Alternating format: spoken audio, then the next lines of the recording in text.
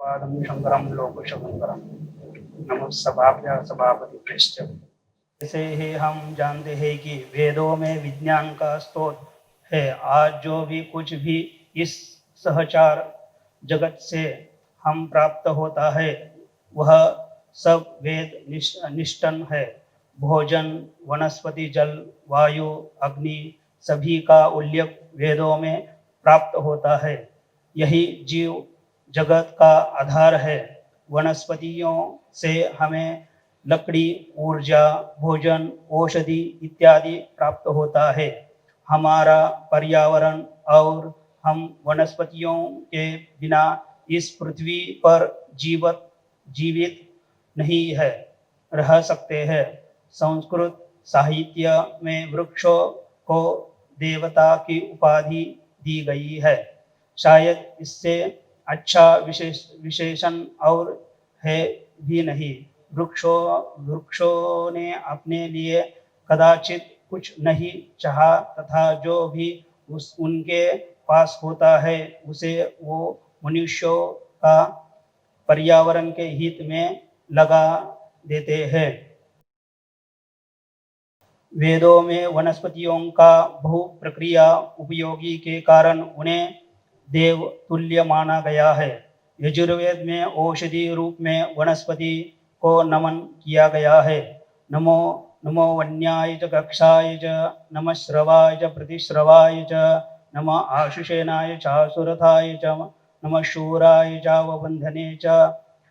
One वृक्षों में स्थित घास आदि औषधि रूप में स्थित देव को नमन है।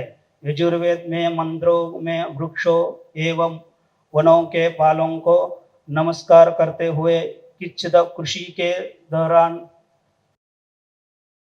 उनके प्रति श्रद्धा व्यक्त की गई है। नमो वृक्षेभ्यो वन्नानां पतये नमः, औषधीनां पतये नमः, वृक्षाणां पतये नमः। आयुर्वेद में, अथर्ववेद में वनस्पतियों को सखा कहा गया है। मानव मात्र को प्राणवायु प्रदान करने के कारण वनस्पतियों के संदर्भ में मदद की प्राणोवय वनस्पति ही। यजुर्वेद में वनस्पति विज्ञान का संज्ञान, इसमें पौधों का वर्णन किया गया है।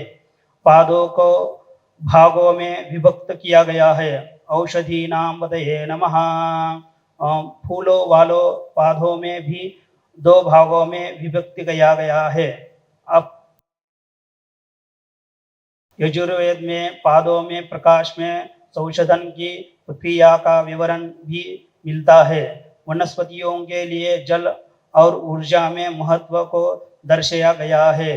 देवसत्वा सवितो सविता दुरावा उत्पन्न प्रकाश में आयुष्मान रोग निवारण शक्तियों के हाथों से आपको विस्तार दिया जाता है। औषधि को जल प्राप्त हो वो रस से पृष्ठ हो गया है। गुण संभ औषधि नाम जल से मिल सुधारम तत्व परस्पर मिल जाए है। यजुर्वेद में कहा गया है, अग्निर्देव आप धन के साथ वापस आए और संसार में उपयोग के लिए पवित्रता से औषधि नाम वनस्पतियों को आदि भी सभी को अभियुक्त करे। ऋग्वेद के मंडल में तीसरे सूक्त में 8वें कांड के देवता वनस्पतियों है।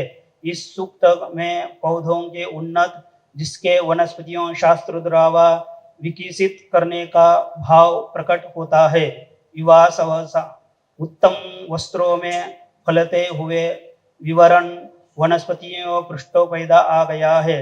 जन्म से उत्तम होता है। देवतत्वा की कामना वाले मेघालम औषधि नाम दुराऔषधि नाम पुरुषः इनके उन्नति करते हैं। वेदों में रोग निवारण औषधि नाम वनस्पति नाम, वेदों में औषधि नाम पादों का विवरण विभक्त रोगों को निकिचित के संदर्भ में मिलता है, जिसका उल्लेख इस प्रकार के है। तुलसी एक औषधीय पौधा है। इस प्रयोग में प्रकल्प में रोगों का दूर करने में होता है। तुलसी एक औषधीय गुण के विवरण कुष्ठ रोगों को ठीक करने के में दिया गया है। अथर्ववेद के प्रथम कांड के श्वेत पुस्त नाशक में सूक्त के प्रथम तथा तीसरे मंत्रों में तुलसी का विवरण है। हल्दी हल्दी के पत्ते हरे रंग के दीर्घकार के होते हैं। इसका दृढ़ उपयोग में लाया जाता है।